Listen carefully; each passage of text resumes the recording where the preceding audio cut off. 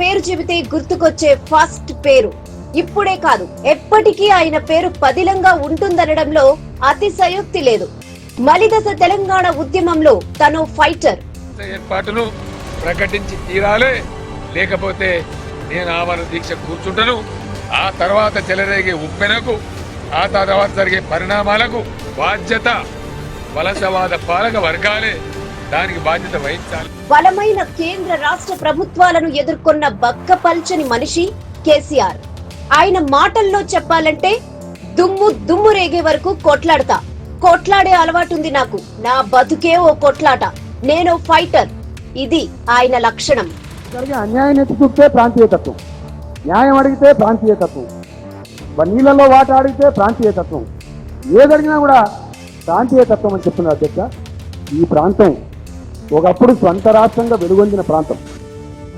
ఈ ప్రాంతానికి ఈ ప్రాంతం వాళ్ళ ఎవరు కూడా మేము కలుస్తాం సంయుక్త ఆంధ్రలో కలవలేదు. ఆ ప్రాంతం వాళ్ళే ఒప్పందాలు రాసిచ్చి కండిషన్స్ రాసిచ్చి కలుపుకున్న ప్రాంతం. ఆ ఒప్పందాలన్నీ ఉల్లంఘించబడ్డాయి. విశాల వ్యక్తిత్వం కేసీఆర్ సొంతం. సామాన్యుల గుండెల్లో నిలిచిన అతి సామాన్యుడు, అలుముకున్న బంధాల కలబోత కేసీఆర్.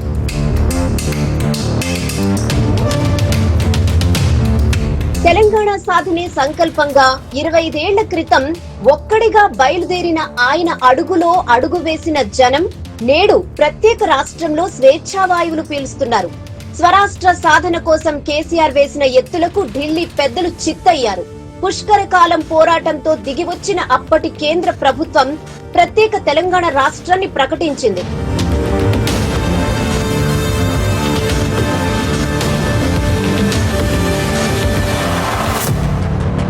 రాష్ట్రం సాధించడంతోనే తన పని అయిపోయిందనుకోలేదు కేసీఆర్.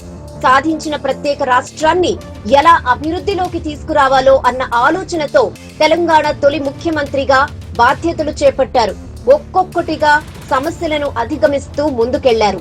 రైతులకు రైతు బంధు ఇచ్చి బంధువయ్యాడు. కళ్యాణ లక్ష్మి ఇచ్చి అమ్మాయిలకు మేనమామయ్యాడు. బాలింతలకు కేసీఆర్ కిట్ ఇచ్చి పెద్దన్నయ్యాడు.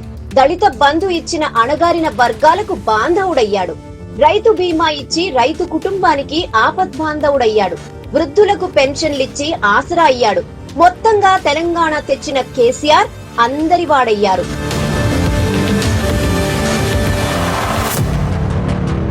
పదేళ్ల పాటు తెలంగాణ ముఖ్యమంత్రిగా కొనసాగిన కేసీఆర్ అన్ని వర్గాలకు మేలు చేకూర్చే ఆలోచనలతో అడుగులు వేశారు.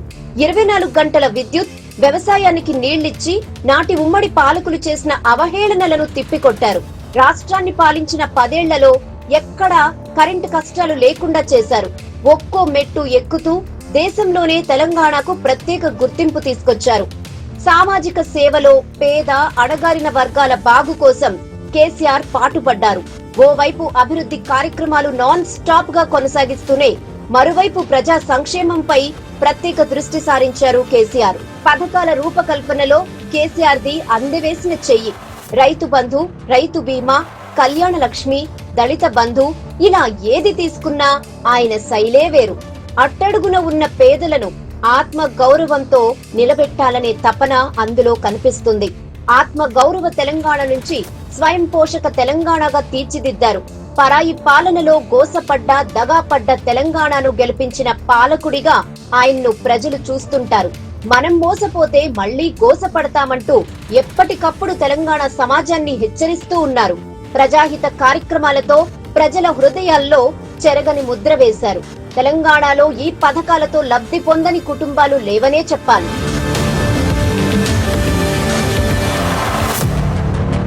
పెట్టుబడులకు తెలంగాణను స్వర్గధామంగా మలిచారు కేసీఆర్. ఓవైపు సకల సౌకర్యాలు కల్పిస్తూనే మరోవైపు రాయితీలిచ్చారు. దీంతో అంతర్జాతీయ కంపెనీలు, సంస్థలు హైదరాబాద్ కు క్యూ కట్టాయి. ఫలితంగా మన నగరం ప్రపంచంలోనే మోస్ట్ డైనమిక్ సిటీగా అవతరించింది. ఇక ప్రభుత్వ కార్యక్రమాలతో ప్రజలు సంతోషంగా ఉన్నారని గ్రహించిన కేసీఆర్ అదే కాన్ఫిడెన్స్ తో ముందస్తు ఎన్నికలకు వెళ్లారు.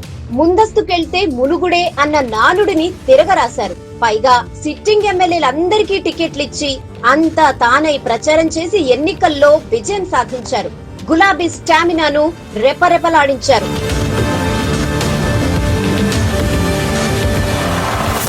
కాకతీయుల వారసత్వాన్ని పుణికి పుచ్చుకున్న కేసీఆర్ గొలుసుకట్టు చెరువులను పునరుద్ధరించి సాగునీటికి రంది లేకుండా చేసి సామాజిక సంక్షేమానికి పాటుపడ్డారు. సమాజంలో శాంతి స్థాపనకు, మానసిక ఉల్లాసానికి, దైవ చింతన కోసం ఆలయాలను అభివృద్ధి చేస్తూ ఆధ్యాత్మిక వైభవానికి అదే స్థాయిలో కృషి చేశారు. వలస పాలనలో ఆదరణకు నోచుకొని పురాతన, మహిమాన్వితమైన ప్రముఖ దేవాలయాలను స్వరాష్ట్రంలో ప్రపంచం మెచ్చేలా అభివృద్ధి చేశారు. నిరాదరణకు గురైన మన పండుగలు, మన దేవాలయాలకు అత్యంత ప్రాధాన్యమిచ్చారు. యాదాద్రిని ప్రపంచ పటంలో నిలిపారు.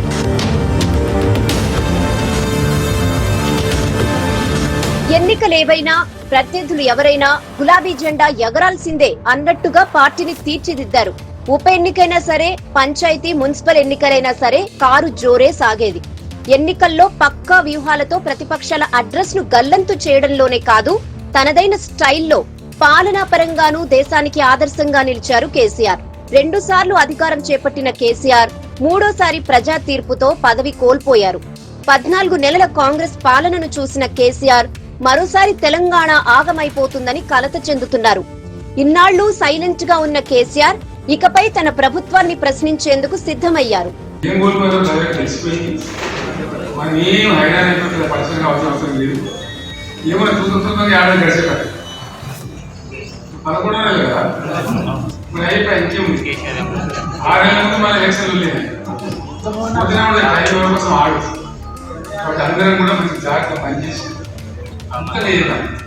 ఇన్ని రోజులు ఫామ్ హౌస్ కే పరిమితమైన కేసీఆర్ ప్రజల ముందుకొచ్చేందుకు రెడీ అయినట్లు తెలుస్తోంది. బీఆర్ఎస్ పార్టీ ఆవిర్భవించి 25 ఏళ్లు కావస్తున్న నేపథ్యంలో పార్టీ సిల్వర్ జూబ్లీ వేడుకల వేదికగా నిర్మాణాత్మక అంశాలపై విస్తృత స్థాయిలో చర్చించనున్నట్లు పార్టీ క్యాడర్ భావిస్తోంది. మరో పోరాటానికి వారందరినీ సిద్ధం కావాలని పిలుపునివ్వడం కేసీఆర్ లోని పోరాట లక్షణాన్ని మరోసారి కళ్ల ముందు ఉంచిందన్న అభిప్రాయం అందరిలో కలుగుతోంది.